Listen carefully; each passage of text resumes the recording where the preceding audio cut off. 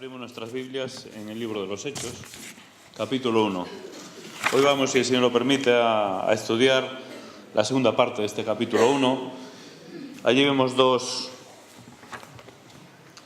historias. Por un lado, la espera, esperando la promesa del Espíritu Santo, el grupo de discípulos allí reunidos en el aposento alto, y por otro lado, la elección del que iba a sustituir a Judas. Así que buscamos Hechos, capítulo 1, y leemos este texto. Desde el verso 12,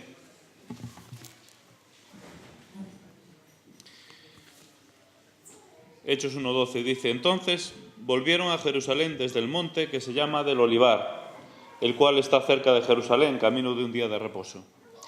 Y entrados subieron al aposento alto donde moraban Pedro y Jacobo, Juan y Andrés, Felipe, Tomás, Bartolomé, Mateo, Jacobo, hijo de Alfeo, Simón el celote y Judas, hermano de Jacobo.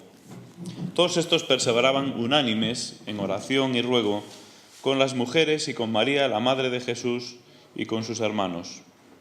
En aquellos días Pedro se levantó en medio de los hermanos, y los reunidos eran como 120 en número.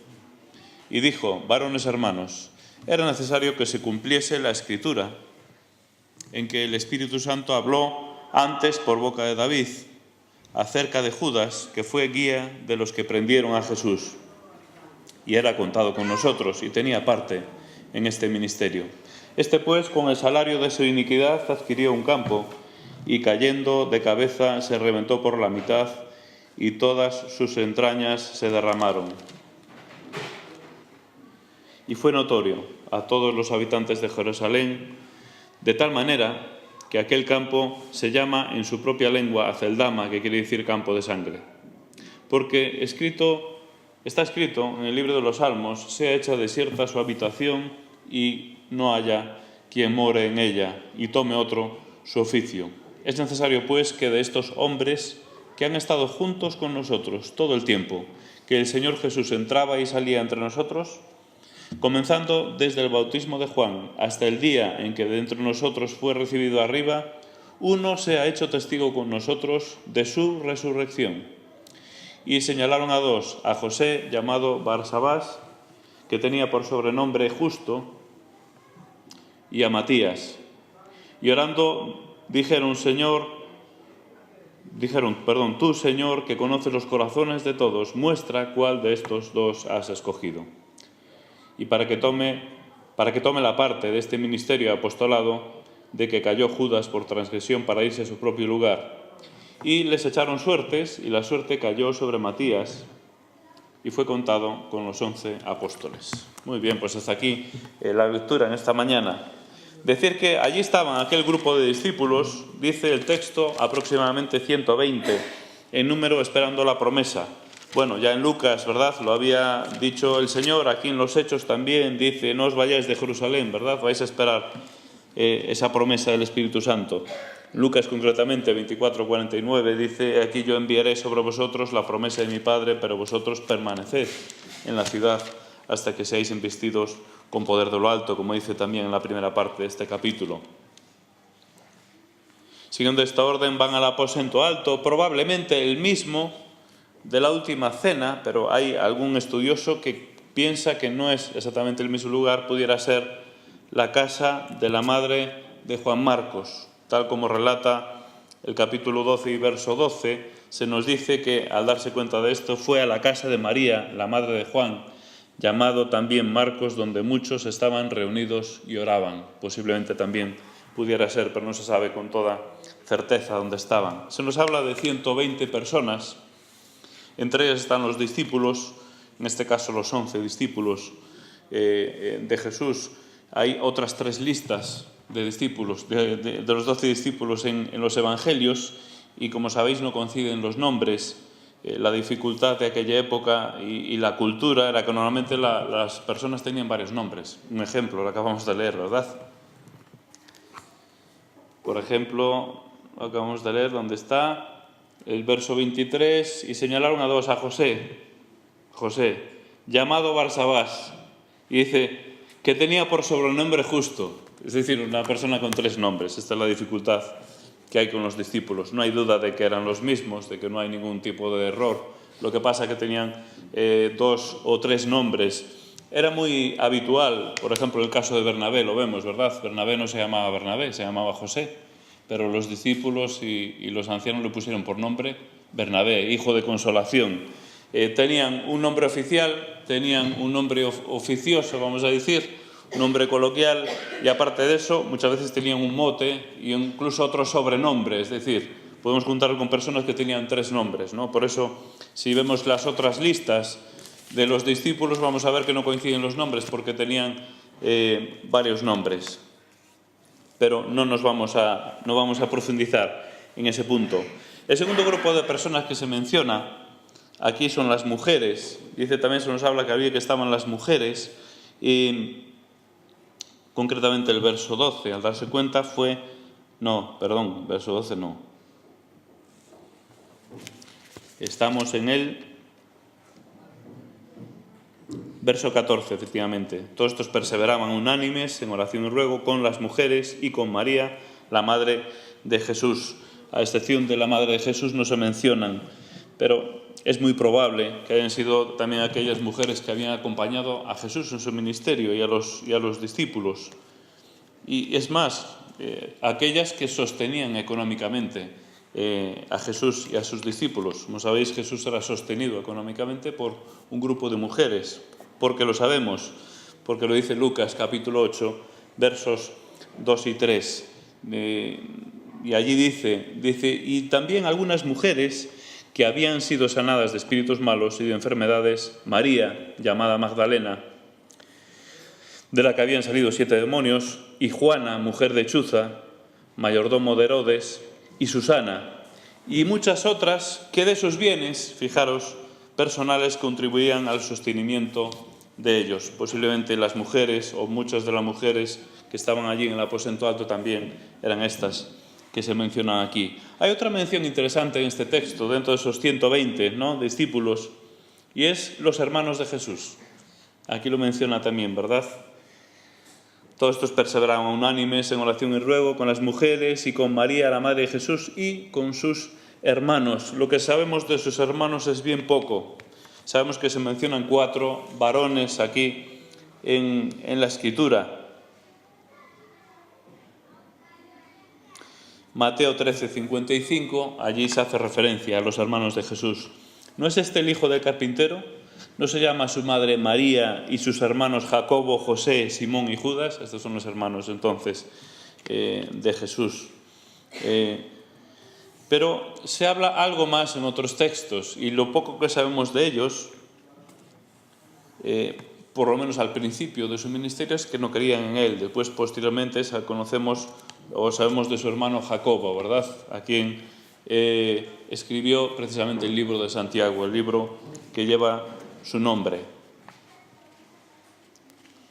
En Juan 7:5 dice, porque ni aun sus hermanos creían en él. En el principio del ministerio, Jesús tenía a su familia que no le entendía. Su familia, estoy hablando en este caso de sus hermanos. En Marcos 3:21, allí en una escena, dice que sus parientes, cuando lo oyeron sus parientes, dice, fueron a hacerse cargo de él porque decían, está fuera de sí. Quiero entender que posiblemente cuando hace referencia a sus parientes está hablando también de sus hermanos. Es curioso, ¿verdad? Los hermanos que no creían en Jesús al principio de su ministerio, después al final de su ministerio vemos cómo están aquí, dentro del grupo de sus discípulos. No sabemos qué ha pasado, cuándo creyeron. Es evidente que si no lo hicieron antes, con la resurrección de él, eso fue algo tremendo seguramente, ¿verdad? Que les llevó al arrepentimiento, pero posiblemente antes, pero no lo sabemos. No lo sabemos.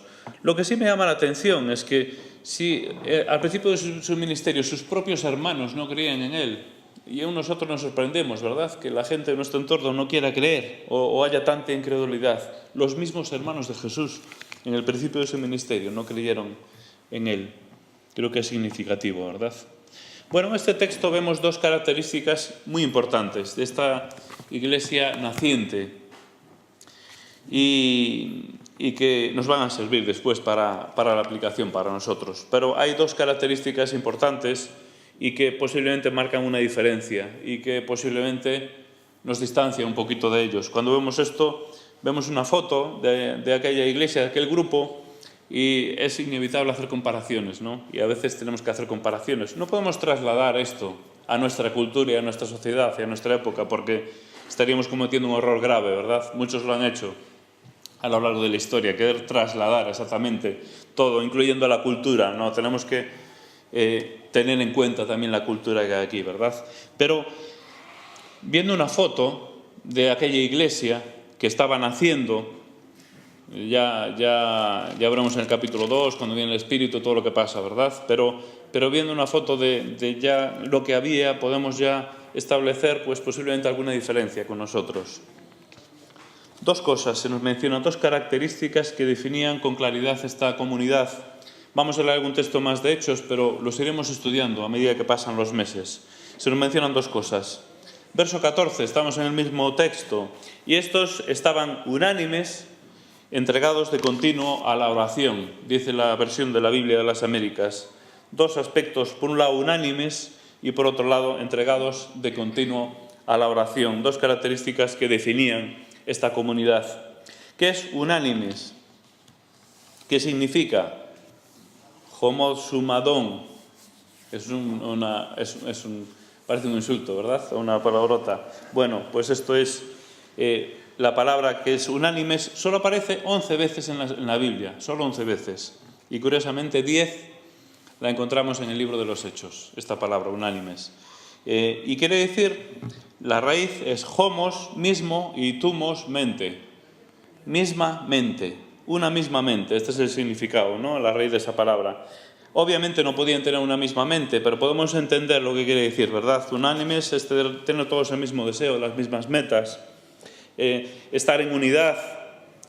El único texto donde aparece esta palabra, fuera de los Hechos, es en Romanos 15, 5 y 6, y lo vamos a leer. Romanos 15, 5 y 6. Fijaros allí cómo el apóstol Pablo utiliza esta palabra y que nos hace pensar de qué es esto de estar o de ser unánimes. Dice allí, pero el Dios de la paciencia y de la consolación os dé entre vosotros el mismo sentir según Cristo Jesús, para que unánimes a una voz glorifiquéis al Dios y Padre de nuestro Señor Jesucristo. Pensamos que tiene que ver, ¿verdad? También se puede traducir también con estar de acuerdo. De hecho, se utiliza, una de las veces que se utiliza en los Hechos, o un par de veces por lo menos, se utiliza para esta expresión, estar de acuerdo. Os recordáis, ¿verdad? El concilio del capítulo 15 de Hechos. Allí había desavenencias, ¿verdad? ¿Qué pasa con los gentiles? ¿Tienen que cumplir la ley? ¿No tienen que cumplirla? Allí recordáis, ¿verdad? Bueno, pues allí dice en Hechos 15, 25, nos ha parecido bien, habiendo llegado a un acuerdo, esta es la palabra, unánimes, acuerdo, estar de acuerdo, tener la misma opinión. Esto podía ser una interpretación, pero está claro que era un aspecto que estaba en el grupo, en la esencia del grupo, y podíamos leer muchísimos textos. Pongo 4 ejemplos. Capítulo 2.1, llegó el día de Pentecostés, estaban todos unánimes juntos. 2.46, perseveraban unánimes cada día en el templo, etcétera, etcétera, etcétera. Hechos 4.24, ellos habían oído y alzaron unánimes la voz a Dios, diciendo, soberano Señor, tú eres. Hechos 5.12, y por la mano de los apóstoles hacían muchas señales y prodigios en el pueblo, y estaban todos unánimes en el pórtico de Salomón, etcétera, etcétera. Así está hasta casi las 10 veces que aparece esta palabra, en un par de ocasiones, no es exactamente en este sentido. Pero creo que mucho del impacto que este grupo de creyentes hacía o hizo en aquel momento en la sociedad fue precisamente por esto, o debido a esto, porque había en ellos algo de especial, distinto, estaban unidos, estaban unánimes. En segundo lugar, la segunda característica que destaca, que define, que caracteriza a este grupo es precisamente la oración. ¿Qué vamos a decir en esta mañana de la oración que ya no hayamos dicho? Poco vamos a decir más, ¿verdad? Bueno, ponemos 4 ejemplos. hay muchísimos más, y perseveraban en la doctrina tal, y en las oraciones, Hechos 2:42, y cuando hubieron orado, el lugar en el que estaban congregados tembló y todos fueron llenos del Espíritu Santo, Hechos 12:5. Así que Pedro estaba custodiado en la cárcel, pero la iglesia hacía sin cesar oración a Dios por él. Hechos 13:3, por ejemplo. Entonces, habiendo ayunado y orado, les impusieron las manos y los despidieron. Es decir, la oración formaba parte. Hay muchísimos más textos, pero ante cualquier decisión importante, la oración, no estamos hablando de oración individual, estamos hablando de oración como iglesia. Esto es muy importante, hermanos. Y esto es algo que definía a este grupo de creyentes del primer siglo. Es algo que caracterizaba. Seguramente si nosotros pasáramos por aquellas calles en aquel momento y preguntáramos a alguien, bueno, ¿estos qué? Estos están ahí, siempre están orando y están juntos. Seguramente una de las cosas que llamaría más la atención, estos siempre están orando. La oración de grupo definía a estos hermanos nuestros del primer siglo, unánimes y en oración. La oración colectiva es muy importante y yo, permitidme, hermanos, que os diga que estoy convencido de que no empezaremos a impactar en nuestra sociedad hasta que no empecemos a tomar en serio la oración en grupo, la oración de iglesia, la oración del culto de los martes y de otros cultos. Estoy convencido de que no empezaremos a golpear la sociedad, a impactar, a llamar la atención a la sociedad hasta que empecemos a orar de forma seria. Y permitidme, hermanos, que os diga que no lo estamos haciendo. No estamos orando seriamente de forma en grupo. Solo tenemos que ver la asistencia del culto de los martes, pero esto no es una bronca, una arenga que os quiero echar, pero es sinceramente lo que pienso. Tenemos que valorar y pensar en esto. Muy bien, esta es la primera parte de este texto, donde vemos a este grupo esperando la promesa del Espíritu Santo. Solo 10 días, ¿verdad?, tenían que pasar hasta que en el capítulo 2:1 llegara el Espíritu Santo, caracterizados por esto, estar unánimes, con el mismo sentimiento, juntos y en oración. Y en la segunda parte del texto vemos la elección del sustituto de Judas. Podríamos pensar que en el relato hay una incoherencia, una contradicción. Por un lado, se ahorcó o se partió por la mitad, ¿verdad? Otros textos dicen que se ahorcó. Bueno, yo creo que es posible y probablemente las dos cosas son posibles. Probablemente se ahorcó, se rompió la cuerda de la horca y se rompió por la mitad al caer, o se reventó por la mitad, ¿no?, como dice el texto. Creo que no es lo más importante, pero bueno, sí este matiz, ¿no?, comentar esta diferencia que vemos en los distintos textos. Ahora, ¿por qué era necesario sustituir a Judas? Allí vemos en el verso 17 que está contado con nosotros y tenía parte en este ministerio. En el verso 22, comenzando desde el bautismo de Juan, está hablando de los requisitos para buscar al sucesor de Judas, hasta el día en que entre nosotros fue recibido de arriba, uno sea testigo con nosotros de su resurrección. Bueno, yo me pregunto, ¿acaso no los 120 que están allí no eran testigos de su resurrección? Bueno, es evidente que sí, pero obviamente es lógico pensar que los apóstoles, aquellos 12 apóstoles, tenían una función especial, y para intentar entenderlo, profundizar un poco más, por qué era necesario escoger a otro apóstol, vamos a ir a Marcos 3:14, cuando Jesús designa a los 12 apóstoles. ¿Para qué los designa?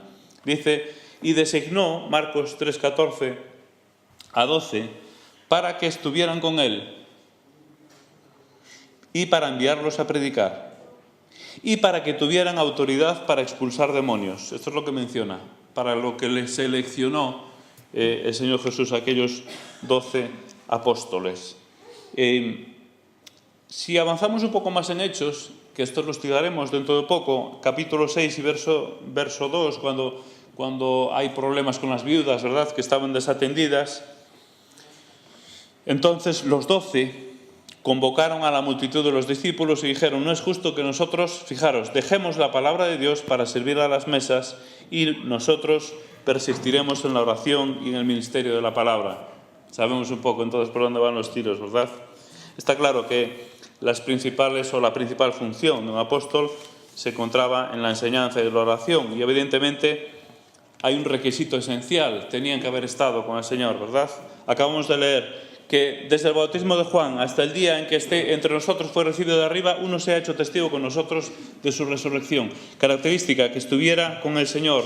Obviamente tenemos que pensar que conociera su enseñanza y que pudiera impartirla, que pudiera enseñar a los demás también. Y algo fundamental y esencial: testigo de su resurrección, que fuese testigo de su resurrección. Hechos 6:2, eso ya lo hemos leído. Muy bien. ¿En qué perseveraban aquellos 3.000 convertidos? Que vamos a ver ahora dentro de poco. Perseveraban en la doctrina de los apóstoles. La doctrina de los apóstoles. El otro día leímos el texto de Efesios 2:20, lo vuelvo a recordar. Edificado sobre el fundamento ¿de qué? De los apóstoles y los profetas, siendo la principal piedra del ángulo Jesucristo mismo. Judas 1:17, fijaros lo que dice hablando de los apóstoles: pero vosotros, amados, tened memoria de las palabras que antes fueron dichas por los apóstoles de nuestro Señor Jesucristo.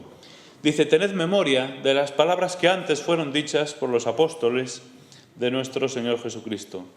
Es evidente que tenían una función importantísima, que era poner el fundamento de la doctrina de Jesús. Por eso era tan importante nombrar a estos apóstoles. Y sabemos que después hubo más apóstoles. El más conocido de todos y el que tenemos más escritos, precisamente el apóstol Pablo, que no podrían escogerlo como sucesor de Judas porque no cumplía por lo menos todos estos requisitos, sí, posiblemente alguno de ellos. Tenían que guiar a la Iglesia para que se asentara correctamente sobre el fundamento, la doctrina. El fundamento, por eso llaman de la doctrina de los apóstoles, que ponían el fundamento, que no es otro que ese fundamento que Cristo. Por eso era necesario que lo conocieran, por eso era necesario que estuvieran, dice, desde el principio, viviendo con Él y teniendo relación con Él y escuchando sus enseñanzas para poder enseñar a los demás. Pero una vez que el fundamento está puesto, obviamente ya no necesitamos tampoco más apóstoles y profetas. Bueno, decía un querido profesor de Éfeso, Rafael de Benavente, creo que es, con la luz que tengo hasta este momento, vea, sabe bien la frase, y con el temor de poder equivocarme, con el riesgo de poder equivocarme, yo pienso que hoy en día no necesitamos ya más apóstoles ni profetas. Ahora, obviamente hay otras opiniones seguramente mejores, pero los apóstoles tenían la función de poner el fundamento y de guiar a la Iglesia en sus inicios, ya hace unos cuantos años, ¿verdad? Pero había esas dos condiciones para elegir al sucesor de Judas: haber estado con el Señor y conocer, obviamente, las enseñanzas de Jesús, y en segundo lugar, ser testigo visual de su resurrección.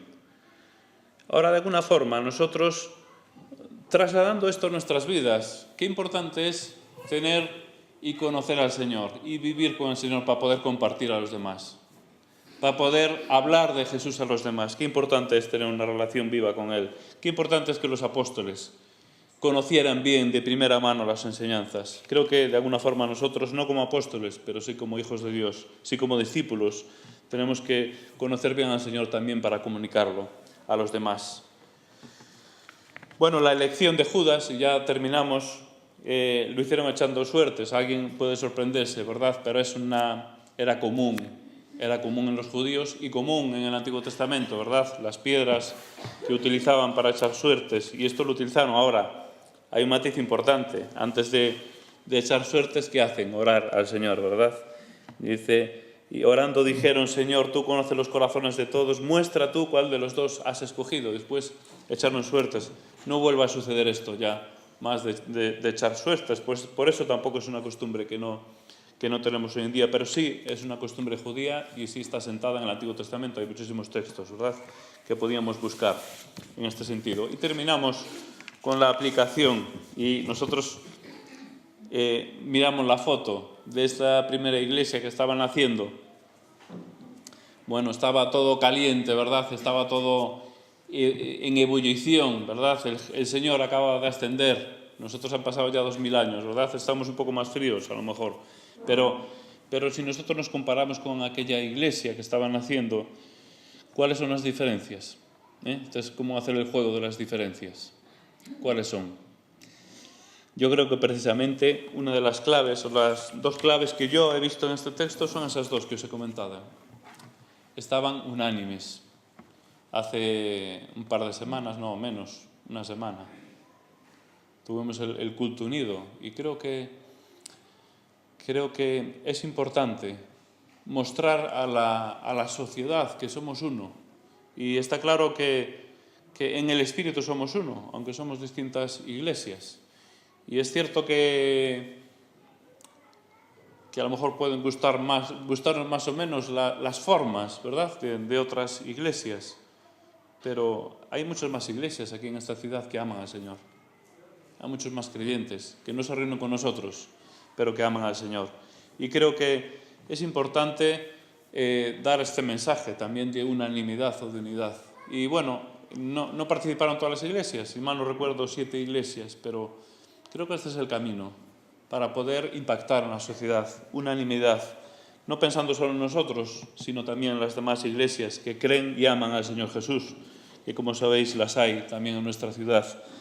Pero en el segundo aspecto, que creo que debíamos rasgarnos las vestiduras, como se decía antiguamente, ¿verdad? O se decía en términos bíblicos, es la oración colectiva.